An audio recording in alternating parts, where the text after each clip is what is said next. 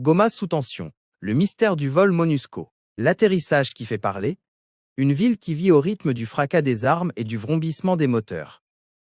Mais aujourd'hui, un bruit particulier a attiré tous les regards vers la piste de l'aéroport international de Goma. Les pales d'un hélicoptère blanc, marqué du sigle bleu des Nations Unies. Dans un contexte de zone de survol interdite et de tensions extrêmes avec la rébellion du M23, cet atterrissage soulève une tempête de questions. Pourquoi ce vol?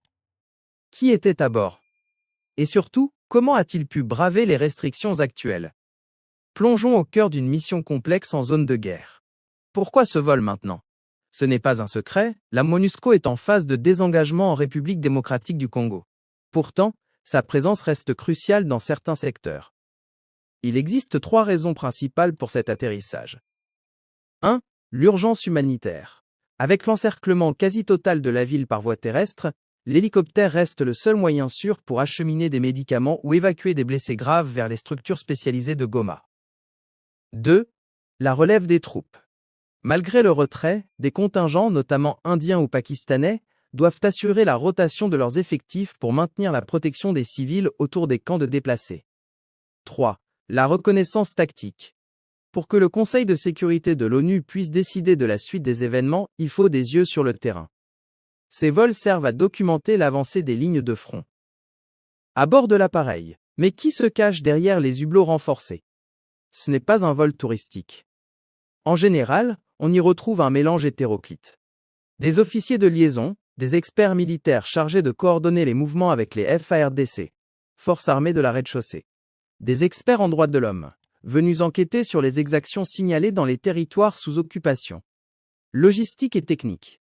Parfois ce sont simplement des ingénieurs chargés de réparer les systèmes de communication de la mission, essentiels pour ne pas laisser la ville dans le noir informationnel. Cet atterrissage illustre le paradoxe de Goma. D'un côté, une population qui exige le départ de l'ONU, jugée inefficace. De l'autre, une dépendance logistique envers ces mêmes appareils pour briser l'enclavement de la ville. Chaque vol est une prise de risque. Souvenez-vous des incidents passés où des hélicoptères ont été la cible de tirs directs. Le défi de l'interdiction de vol, no-fly zone. C'est ici que le dossier devient politique. Vous avez sans doute entendu parler de l'interdiction de survol. Le gouvernement congolais et l'aviation civile ont restreint l'accès à l'espace aérien du Nord Kivu pour plusieurs raisons. D'abord, la sécurité anti-aérienne. Avec l'usage de drones d'attaque et la présence de missiles solaires suspectés aux mains du M23, le ciel de Goma est devenu un champ de tir. Un hélicoptère blanc est une cible facile. Ensuite, il y a la souveraineté. Kinshasa veut contrôler chaque mouvement pour éviter que des vols suspects ne servent au ravitaillement de l'ennemi. Si cet hélicoptère a atterri, c'est suite à une dérogation spéciale, une autorisation de vol exceptionnelle, négociée au plus haut niveau entre le commandement de la force de la MONUSCO et l'état-major général des FARDC. L'hélicoptère de la MONUSCO finira par redécoller, laissant derrière lui le nuage de poussière de la piste et une ville toujours dans l'incertitude. Que ce vol soit pour la paix ou pour la logistique, il nous rappelle que Goma reste le cœur battant, mais fragile, de la sous-région. Restez connectés pour suivre l'évolution de la situation sécuritaire.